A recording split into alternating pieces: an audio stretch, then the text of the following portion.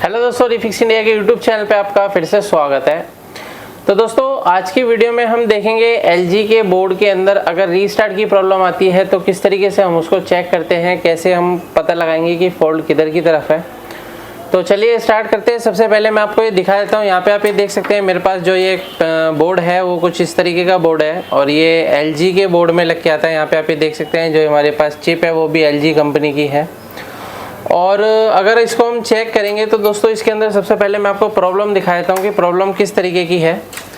तो अगर आप यहाँ पे देखेंगे तो इसका यहाँ पे आप देखेंगे इंडिकेटर जो है, इंडिकेटर आता है। और जैसे ही मैं यहाँ पे इंडिकेटर के पास में जो हमारा ऑन ऑफ स्विच होता है, इसको अगर मैं प्रेस करता हूँ तो कई बार क्या होता है कि ये हमारा इंडिकेटर कई बार काम करता है, कई बार नहीं भी करता। तो अभी आप ये देख सकते हैं, ये मेरा सेट ऑन हुआ और ऑन होने के बाद अगर यहाँ पे आप पिक्चर देखेंगे तो यहाँ पे आपको पिक्चर पे कुछ भी नहीं दिखाई देगा और ये वापस से हमारा स्टैंड बाई कंडीशन में आ जाएगा। तो आप यहाँ पे देख सकते हैं, वापस ये हमारा स्टैंड बाई कंडीशन में आ गया है। और अगर हम इसको छोड़ देते हैं तो ये बार बार सेम कंडीशन में ही आ जाता है, यानी कि अगर मैं इसको दोबारा से ऑन करता हूँ तो सेम उसी कंडीशन में आ जाएगा जिस कंडीशन में पहले था। जैसे यहाँ पे आप ये देख सकते हैं, सेट ये ऑन हुआ और ऑन होने के बाद अगर आप देखेंगे तो इसकी जो पिक्चर है वो पिक्चर जैसे ही आने को होती है तभी हमारा सेट वापस से स्टैंड बाई कंडीशन में आता है। देख सकते हैं, दोबारा से स्टैंड बाई कंडीशन में आ गया है। तो दोस्तों, इस तरीके से अगर आपके पास भी फॉल्ट आते हैं तो आप आसानी से इसको रिपेयर कर सकते हैं। तो इस कंडीशन में क्या होता है कि हमारे को सबसे पहले मदरबोर्ड की सारी वोल्टेज हमारे को चेक करनी होती है कि कई बार क्या होता है, कोई वोल्टेज अगर एबनॉर्मल होती है तब भी इस तरीके की दिक्कत हमारे को देखने को मिल सकती है। तो चलिए स्टार्ट करते हैं। सबसे पहले हम यहाँ पे बोर्ड की सभी वोल्टेज चेक करेंगे और बोर्ड की वोल्टेज चेक करने के बाद हमारे को एक कंफर्मेशन मिलेगी कि प्रॉब्लम किधर की तरफ है। तो मैं मल्टीमीटर यहाँ पे रख लेता हूँ। यहाँ पे आप ये देखेंगे, सभी वोल्टेज मैं आपको क्लियर करके दिखाता हूँ। तो यहाँ पे अगर आप देखते हैं तो ये हमारे पास जो वोल्टेज आ रहा है, यानी कि 13 वोल्ट इसके अंदर आता है। 13 वोल्ट की सप्लाई जो पावर सप्लाई से आती है। और ये जो वोल्टेज है, सबसे पहले हमारा 5 वोल्ट की सप्लाई यहाँ पे आप देख सकते हैं बनती है। 5 वोल्ट ओके है इसका। और अगर हम 5 वोल्ट में अगर देखेंगे तो इसके अंदर कोई भी वेरिएशन नहीं है। 5 वोल्ट की अगर आप देखेंगे बात, तो कोई भी वेरिएशन नहीं है। इसके बाद और दूसरी वोल्टेज चेक करते हैं। जैसे कि आप यहाँ पे देखेंगे तो यहाँ पे हमारे को 3.3 वोल्ट की सप्लाई हमारे को देखने को मिल रही है। तो 3.3 वोल्ट की सप्लाई भी है, ओके है। उसके बाद दोस्तों, अगर हम देखते हैं कि यहाँ पे जो हमारे को वोल्टेज मिलेगा 1.2 वोल्ट, 1.2 वोल्ट भी हमारा बिल्कुल परफेक्ट है, कोई भी वेरिएशन नहीं है। उसके बाद यहाँ पे अगर हम देखेंगे तो यहाँ पे 1.8 वोल्ट की सप्लाई है, इसके अंदर भी कोई वेरिएशन नहीं है।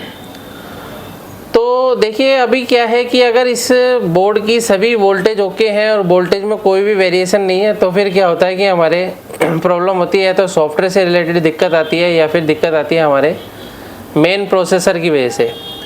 अब ये जो माइक्रो प्रोसेसर है, इस माइक्रो प्रोसेसर की हमारे को वोल्टेज रिक्वायरमेंट जब हम चेक करते हैं तो हमारे को उसके अंदर पता चलेगा कि प्रॉब्लम इसकी किस तरीके की, कहाँ से ये प्रॉब्लम आ रही है। तो अगर ये बोर्ड की सभी वोल्टेज ओके हैं तो अभी हमारे को क्या चीज़ चेक करनी है। इसके अंदर अगर आप देख सकते हैं, मेरे पास इसका एक सीमेटिक है। तो मैं सीमेटिक के अंदर अगर आपको दिखाता हूँ तो यहाँ पे आप ये देखेंगे LG E6841 ये चिप है और चिप का जो डाटा है वो मेरे पास ये अवेलेबल है। यहाँ पे आप ये देख सकते हैं। तो इसके अंदर अभी मेरे को क्या चीज़ चेक करनी है, इसके अंदर सबसे पहले मैं चेक करूँगा वोल्टेज डिटेक्शन सर्किट। तो अभी वोल्टेज डिटेक्शन सर्किट को किस तरीके से हम चेक करेंगे तो मैं आपको इसके अंदर दिखा देता हूँ। तो यहाँ पे आप ये देखेंगे, थोड़ा सा मैंने इसको जूम कर दिया है और जूम करने के बाद अगर मैं यहाँ पे देखता हूँ तो यहाँ पे लिखा हुआ है पावर डिटेक्शन। ये देख सकते हैं, पावर डिटेक्शन है। और ये जो पावर डिटेक्शन है ये हमारा जो आ रहा है ये सीधा 83 नंबर पिन से आ रहा है, यानी कि ये जो पावर डिटेक्शन है 83 नंबर पिन से ये सप्लाई हमारी आ रही है।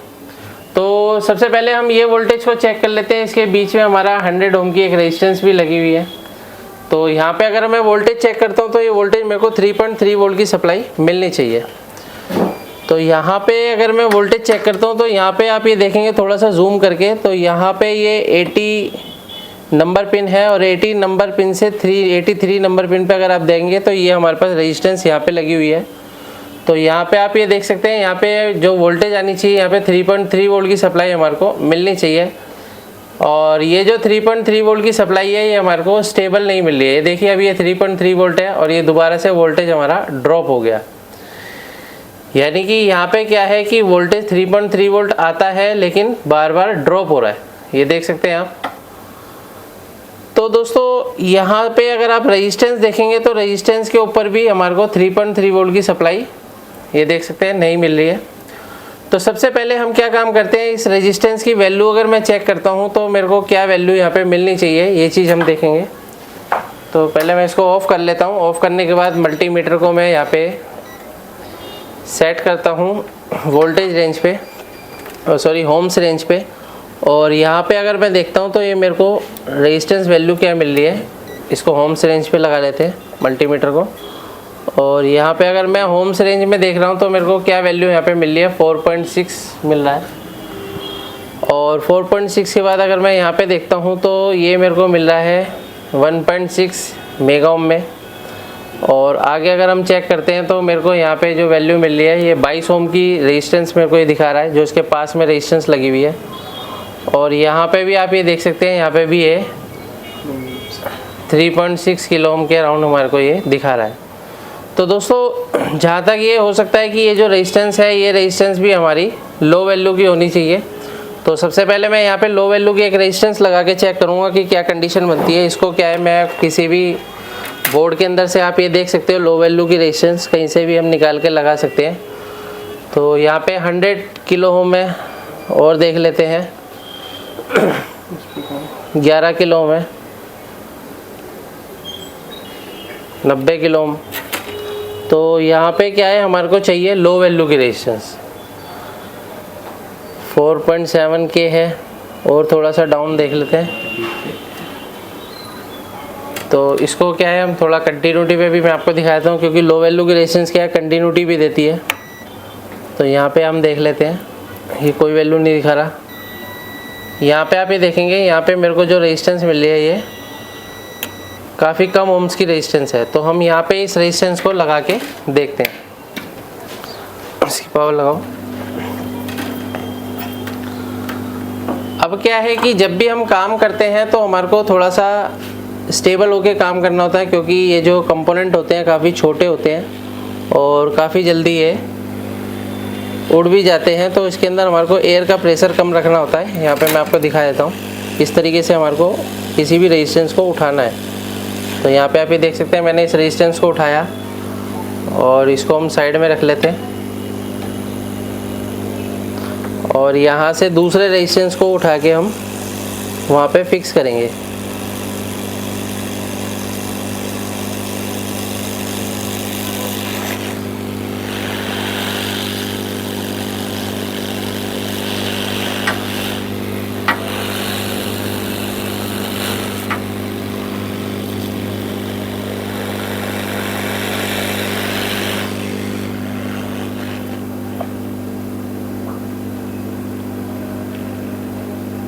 तो यहाँ पे आप ये देख सकते हैं, मैंने यहाँ पे रेजिस्टेंस को फिक्स कर दिया है।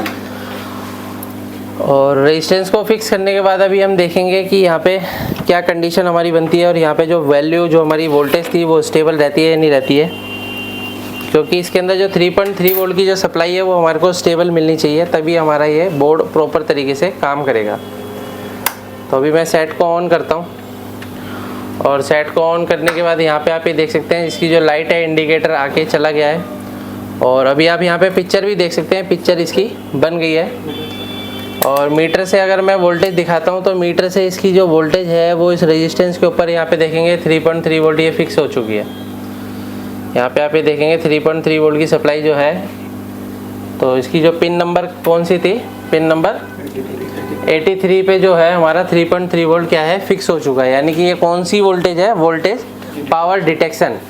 यानी कि ये जो प्रोसेसर है ये पावर को डिटेक्ट करता है 3.3 वोल्ट से, तभी हमारा प्रोसेसर आगे काम करेगा। और यहाँ पे आप ये पिक्चर देख सकते हैं, ये पिक्चर इसकी बन चुकी है।